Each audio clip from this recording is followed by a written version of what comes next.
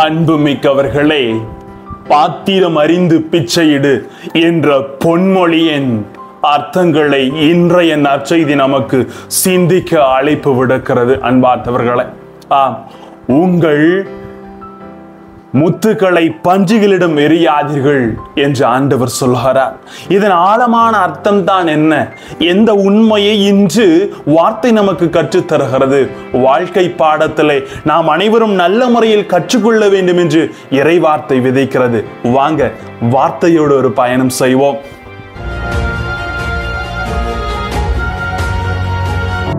Praise the Lord. இயேசுவுக்கே புகழ், இயேசுவுக்கே நன்றி. இறைவனின் அருட்கரமும் இறையாசீரும் உங்களோடும் உங்கள் குடும்பத்தோடும் முழுமையாக தங்கிட உங்களை நான் வாழ்த்துகிறேன். அன்புமிக்கவர்களே, பாத்திரம் அறிந்து பிச்சையிடு என்ற பொன்மொழிக்கு ஏற்ப அறிவுரைகள், பாராட்டுகள் அனைத்தும் தகுதியற்றவர்களுக்கு வழங்க வேண்டாம் என்பது தான் பொருளாக இருக்கிறது. நல்ல கருத்துகளையும் ஆலோசனைகளையும் திறந்த மனம் கொண்டோரிடம் மட்டுமே நாம் பகிர்ந்து கொள்ள வேண்டும். குறுகிய மனம் கொண்டோரிடம் எதையாவது நாம் நல் கருத்துக்களை பகிர்ந்து கொள்ளுகின்ற பொழுது அவர்கள் குறுகிய கண்ணோட்டத்தோடு, குறைகாணும் எண்ணத்தோடு அதை அணுகுகிறார்கள் என்ற உண்மை மேன்மை தான் இங்கு உணர்த்தப்படுகிறது. பொதுவா நமக்கு எதனா உடல்நிலை சரியில்லைன்னா டாக்டர் கிட்ட போய் கன்சல்ட் பண்ணுவோம். கன்சல்ட் பண்ணி தகுதியான மருந்தை நாம் வாங்கி உண்டு நமது உடலை சீரமைத்துக் கொள்கிறோம்.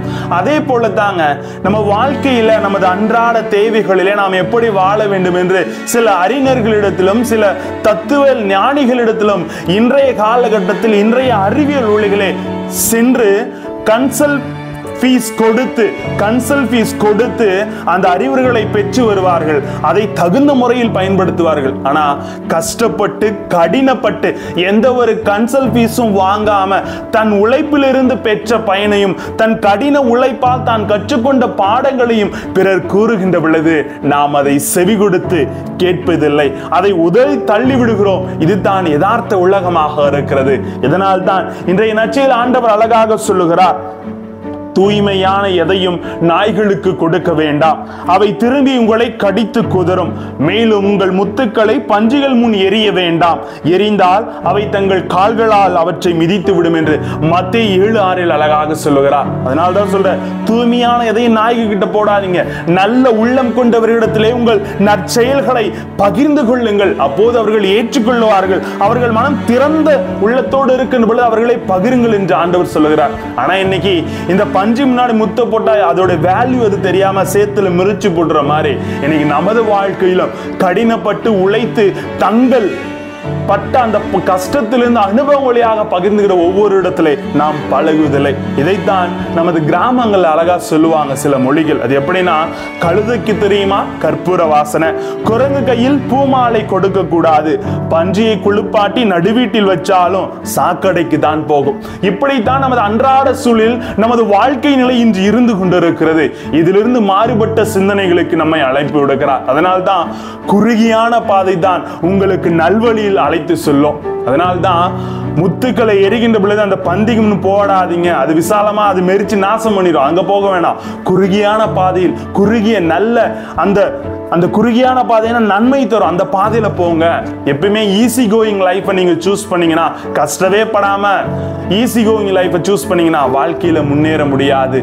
நல்வாழ்வை பெற வேண்டும் என்றால் குறுகிய வாயில் தான் நிலை வாழ்வை தருகிறது.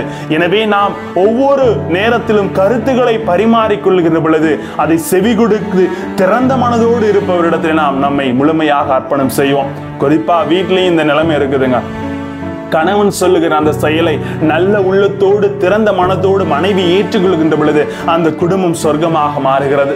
நீ என்ன சொல்றது, நான் என்ன கேட்கிறது அப்படின்ற மனநிலை அங்கு வந்து குறுகிய அந்த மனப்பான்மை அங்கு இருக்கின்ற பொழுது நல் சிந்தனைகள் உள்ளே செல்லுவதில்லை. இதில் மாறுபட்டு நீங்கள் வாழுங்கள் என்று இறைவன் அழைப்பு விடுகிறார். எபிரேயர் ஆகமம் 6:11 ஆண்டவர் சொல்லுவது போல, நம்பிக்கை என்று எவரும் கடவுளுக்கு உகந்தவராய் இருக்க முடியாது. முழுமையான நம்பிக்கையோடு அவருக்கு உகந்த பிள்ளைகளாக வாழ்ந்திட நம்மை நாம் உருவாக்குவோம். ஆசீர் என்றென்றோம். ஜெபிப்போமா.